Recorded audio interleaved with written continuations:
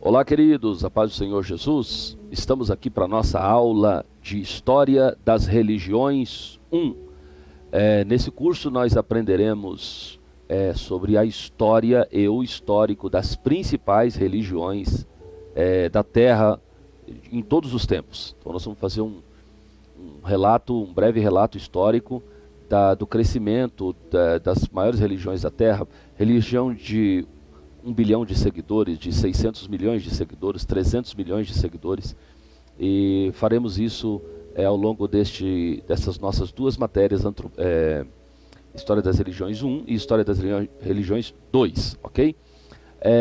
Especificamente nessa aula, eu gostaria de tratar com vocês sobre a história da principal religião, né, do cristianismo. Então a gente vai fazer um breve relato, evidentemente que todas as informações detalhadas, com datas, com o nome dos principais nomes, elas estão lá na apostila de vocês. Então, vocês terão acesso a todas essas informações lá na apostila. Eu vou fazer apenas, então, somente um breve relato, uma panorâmica para vocês dessa matéria, para que vocês tenham uma compreensão sobre história das religiões.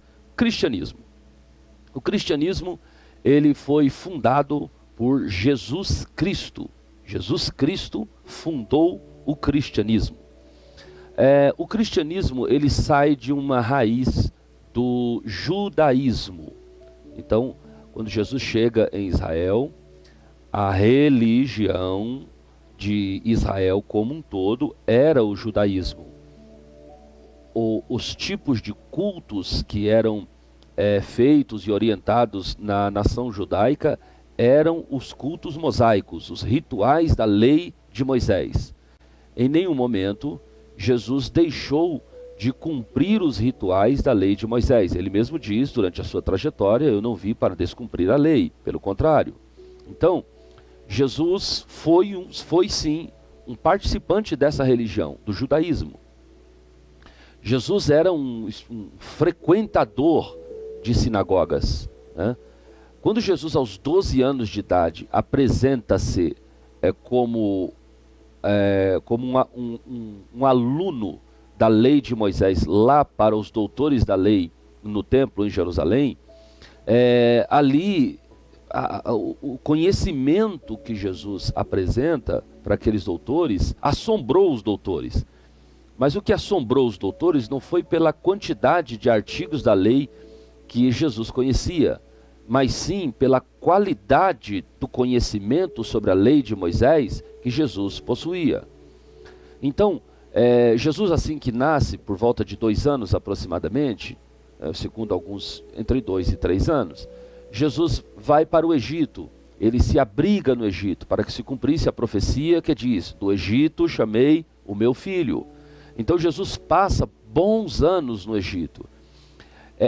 Dificilmente você encontrará relatos seguros, e quando eu digo relatos históricos seguros, eu estou dizendo que tudo aquilo que não está na Bíblia Sagrada não é relato histórico seguro. Alguém pode dizer: mas o Eusébio de Cesareia, o Flávio Josefo, seja lá quem for, não é relato seguro. Relato seguro, relato histórico seguro, só se tiver contido nas escrituras sagradas. Ok? Então isso deve ficar bem claro. Sempre quando você for falar a palavra de Deus em algum lugar, você precisa deixar claro para as pessoas que quando a informação que você está passando é uma informação bíblica, portanto autêntica, né? Que tem o carimbo da inerrância bíblica, e quando é algo da tradição. Quando é algo da tradição, você deixa claro para as pessoas que aquela informação pode ou não ser verdadeira, né? Eu vejo alguns bons ensinadores e pregadores citando Flávio Josefo como verdade absoluta. Primeiro que Flávio Josefo nem era cristão, né? Então, não que um historiador não cristão não tenha responsabilidade com a verdade, mas é impossível atestar a fidelidade dos escritos e da narrativa de Flávio Josefo por um motivo muito simples: não é escritura inspirada, portanto não é canônica. O que é canônico, o que é inspirada, tem sim o selo, o carimbo da inerrância. Qualquer outra informação feita por livros, seja Flávio Josefo, seja as dezenas e centenas de livros chamados não inspirados ou livros apócrifos, que estão de posse, a maioria deles da Igreja Católica Apostólica Romana, pode ser considerado como um relato fidedigno e histórico, ok? Essa informação é importante para o início da nossa aula sobre história das religiões. Então Jesus, aos 12 anos, quando ele se apresenta, ele tem uma compreensão da lei extraordinária. E entende-se que o tempo que Jesus tenha passado no Egito, esse é o grande ponto de discordância dos teóricos e dos historiadores. Alguns dizem que Jesus ficou 3 anos no Egito, outros dizem que ficou 5, 7, até 10 anos Jesus tenha ficado no Egito, né? Então, certo é que Jesus vai para o Egito ali por volta de entre 2 e 3 anos de idade, talvez até menos, né?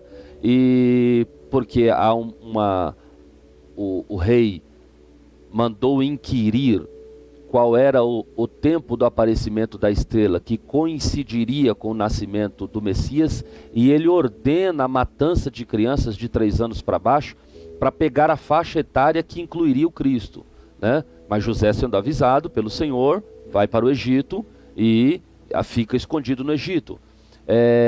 A data correta da morte de Herodes o Grande, que foi a data que propiciou a volta de José e Maria para Jerusalém de novo, aliás, para Israel de novo, mais especificamente para Nazaré, é justamente essa data histórica que não há uma possibilidade de atestá-la com muita exatidão.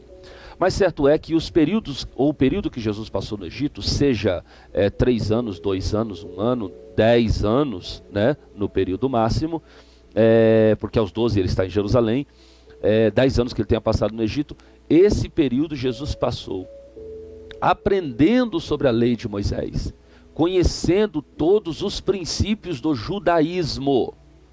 Então, quando Jesus aos 12 anos chega diante dos doutores, não tem ali uma falcatrua. Jesus não recebia informações privilegiadas das quais ele não precisava aprender, não. Ele não iria usar um subterfúgio errado para mostrar o conhecimento para aqueles doutores da lei. Muito pelo contrário, tudo que Jesus explica aos aos doutores da lei é algo da qual Jesus teve acesso a essas informações. E como é que ele aprendeu isso? Como é que ele tinha acesso a essas informações? Porque foi instruído por Maria e por José sobre todos os aspectos da lei de Deus, do culto mosaico e do judaísmo como um todo. Ok? Então esse é um ponto. Jesus então começa a pregar o evangelho, as boas novas de salvação. Era um novo tempo que estava sendo apresentado para Israel através de Jesus Cristo. E quando Jesus Cristo chega para apresentar esta nova doutrina, ou este novo olhar de Deus para a humanidade, o olhar da salvação, então há uma divisão entre o período da lei e agora o período da graça. Com a morte de Jesus Cristo, ele com seu sangue comprou para si povos de todas as tribos, línguas e nações, um povo ao nosso Deus, e a partir de então começa a ser instituída aquilo que nós vamos chamar aqui na teologia como a dispensação da graça, ok? E na dispensação da graça, os aspectos da graça eram diferentes dos aspectos que eram proporcionados pela lei de Moisés. Não que a graça, favor imerecido de Deus, seja um afrouxamento da lei de Moisés. Não era, muito pelo contrário. Quando Jesus faz um paralelo entre os aspectos do culto mosaico, da lei de Moisés, e os aspectos da graça, ele deixa claro que o rigor da graça era muito superior aos rigores da lei. Quando Jesus vai fazer esse paralelo, ele cita, por exemplo, o adultério. Ele diz, a lei disse não adulterarás. Eu, porém, vos digo. O que ele está dizendo? A instituição da dispensação da graça. Ele diz, olha, a lei dizia que se um homem se deitar com uma mulher, adulterar com ela, ele é passível de morte. Agora, eu, porém, vos digo, a doutrina dessa nova dispensação é a seguinte: se um homem apenas olhar para uma mulher e com o seu coração a desejar, deixar comer adultério com ela.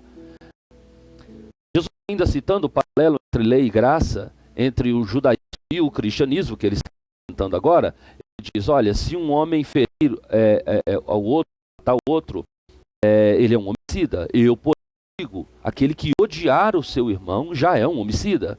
Então você percebe que os rudimentos doutrinários da dispensação da graça são muito mais rigorosos do que os rudimentos impostos pela lei de Moisés.